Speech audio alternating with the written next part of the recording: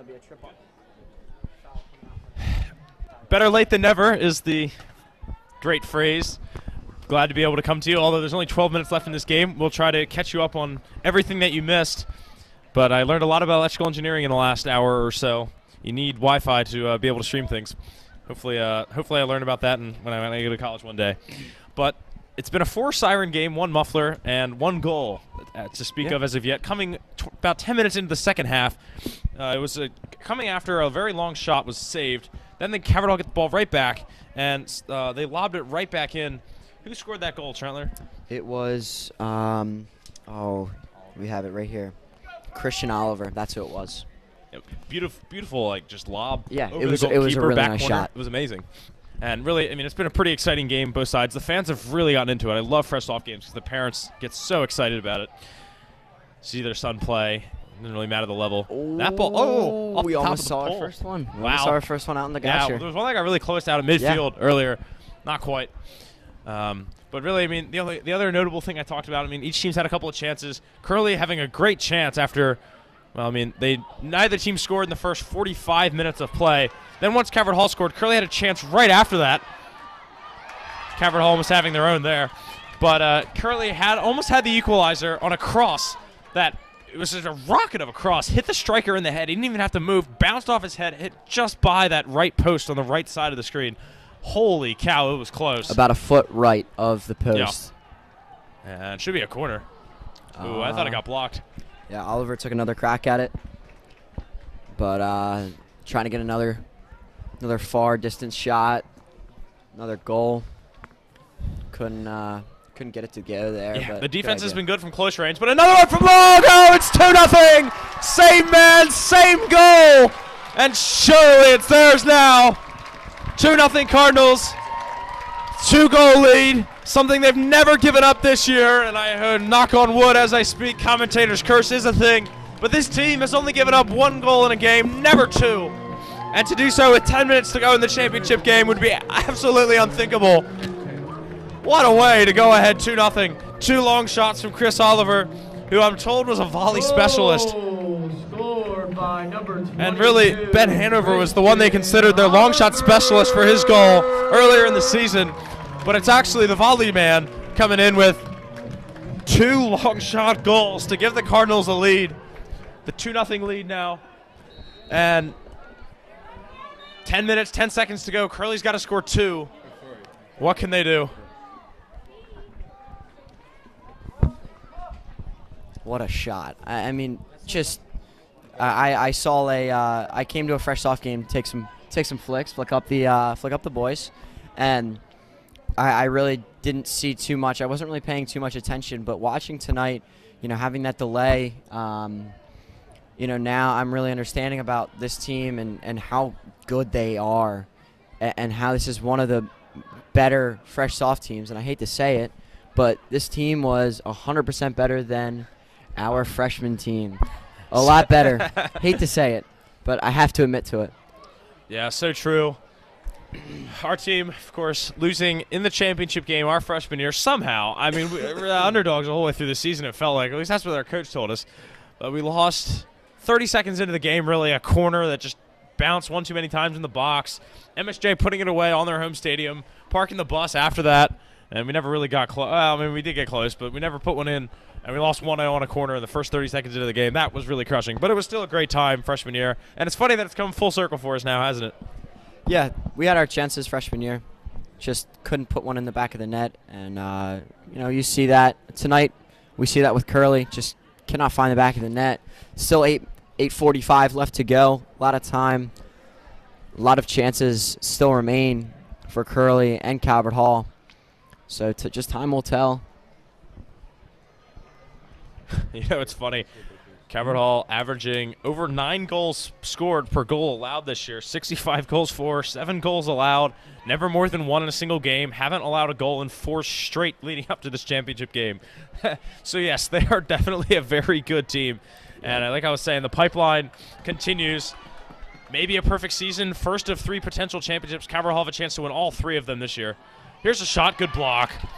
But, yeah, it's Coach Jose's 5th year.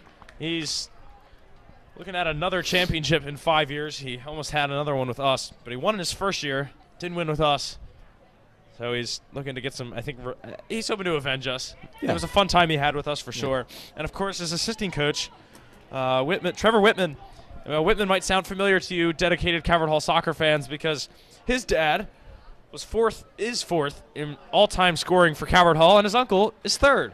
So you got two Whitmans in the top 4 of the scoring category, one being Reef, of course, and I blank on the name of the number 2 scorer all-time for Calvert Hall.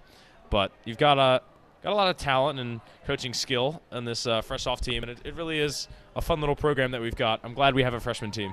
Yeah, and you know, you talk about Coach Whitman with playing and having such a legacy. Coach Jose getting his minutes when he was here.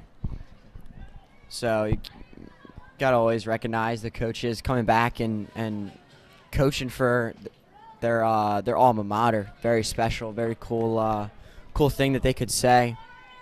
And it's nice that, you know, this organization is able to pull that and have that opportunity.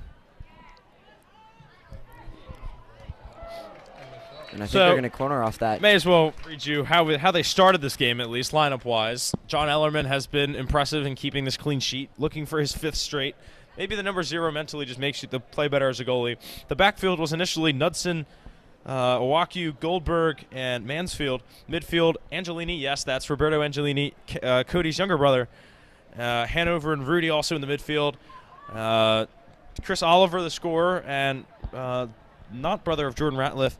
That's Dalton Ratliff up at left wing. And the leading goal scorer for this team playing at striker is Maselli. Yeah, it's Maselli. Anthony Maselli. I wanted to say Augie Maselli. Obviously, it's not Augie Maselli. I think that I would assume that they're related, though. Angelini's got to get back.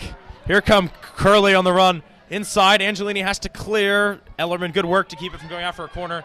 Big touch, and it almost been dispossessed in the box. Cleared away. Too big of a touch from Ellerman. He was reluctant to play on his left. Wow. A lot to sum up there. Ellerman, it wasn't the best touch from Angelini. I think he overran the ball a little bit, trying to, you know, slow the attack down from Curley, but a good defensive play there from Angelini, and then Ellerman just kind of losing it, not making the right decision of getting it, really just couldn't get it out quick enough. Curley, this game should be 2-1 at least. Yeah, that and the header chance. Jeez. Who is that? Logan McNelly. Good heads-up play from him. Yeah, it really could have got one back then, but 2 goals in 5 minutes. Looking kind of unlikely. I see that trophy sitting over there on that far table. Calvert Hall bench creeping ever so slowly towards it. And it's been here all night. And here's a chance for Curley to put it 2-1. Just wide again.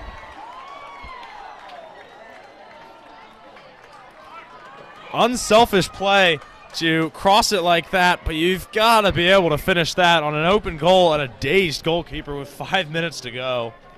Yeah, and that was Chase Farmer on that back post. Just couldn't get a good shot off. And it's terrible to see because he was the one who had that missed head ball, and it was almost identical to that. Where the ball went, where the ball landed, and you can see he is just so disappointed. And I feel like I would be the same way. I think anybody would say the same thing of just the disappointment. And now Oliver. Could he get the hat trick? Hat trick. Shot. One too many touches. It's a block, I think. It's a corner. But he had the hat trick on his boots, maybe. Really good run by Christian Oliver. Taking it away from the defender for Curley. And good heads-up play by Nick Robinson, the center back for Curley, coming over and getting a little bit of a touch on it. Corner for Calvert Hall now. And in the corner, it's Ben Hanover taking it. The center midfielder. Got to put Oliver in the box there. Give him the chance at the hat trick. He's in there. Yeah, but he's at the not top. all the way in there. At the top. Oh, corners always bounce a little too far for me in fresh off. Every time one of them bounces in the box, I think back to our freshman year loss. How sad that was. That ball bounced one too many times in that box. Yep. Yeah, ball should never bounce, never hit the ground on a corner unless it's completely skied over the 18. And you rarely see that anything really happen. Well, you know, this game really is a game of inches. I have to be completely honest with you. That Oliver getting his 2 goals just barely, and Curley not getting theirs by just barely. Ellerman, a foot save. He's shown he's still in this one, still keeping his team alive and ahead. It's not just inches wide that's keeping this team in it. It's Ellerman too. Good dispossession, or is it?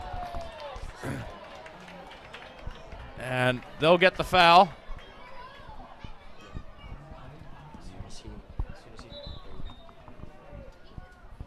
So they're going to get a dangerous free kick from a pretty solid position, this Curly team.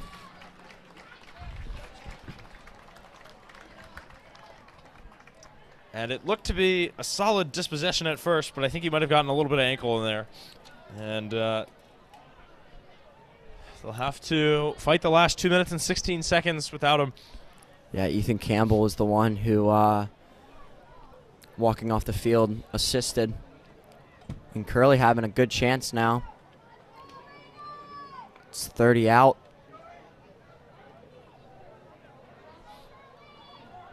Can't see who's on the kick. Just unfortunate. I think it is Palinkas, I think, is the one taking it. They need this one right now to give themselves a chance to get back into it. Good ball Good lofted ball. in, back post, headed, and hit it. Oh, it's on the my post. gosh. And then finished. Goal. They're still alive.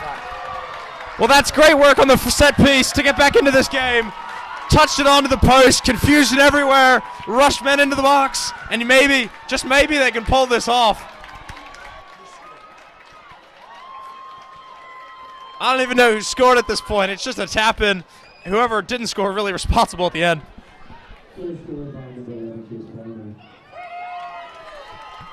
And what a weird development in this game. All those chances that they just missed by inches, they're going to be regretting now, because now it's really close, and every inch they didn't get, huge. Got to get a big punt into the midfield. Curly need to win possession and quick. They've got under 2 minutes, maybe give or take a few seconds. I don't know how the referees, if they'll keep the time on their watch. That one cleared away into the bushes. They need a new ball. Yeah, and that ball just bouncing inside the 6. Ellerman coming out, trying to make a good save. Hits the post, and then I believe it was Chase Farmer put it away for Curly to get this game to 1. But Curly need to get something quick, and momentum now has shifted completely. Yeah, you could feel it. You could agree. feel it shift. But momentum needs time to work, and they don't have it. Minute and a half to go. And all 3 goals in this second half, 2 in the last couple of minutes. Calvert Hall need to just keep possession for now. Curly going to be overloading the ball, no doubt. They need someone like, Tyler Flynn, who can just keep possession forever and ever. Into the corner they go. And I feel like this is something they might have worked on. They've won a throw, minute 5 to go. You know it's going to be a short throw in, and they're going to take their time getting there. Yeah, we'll see. I'm sure Curly will still have one more rush in this game. You always get one more chance, but maybe a chance that they missed on that free kick earlier will be it. And it's touched out. They're going to get the goal kick. This is it. 45 seconds. They've got to get possession upfield. It's almost not worth risking a deep kick. Here it comes. 40 seconds. And it's too bad the clock doesn't count up, so you can't get that last run. And up they go. Keeper's going to dribble it all the way up the field. Well, the defender is. Here they come. Sending it into the back line to their big man.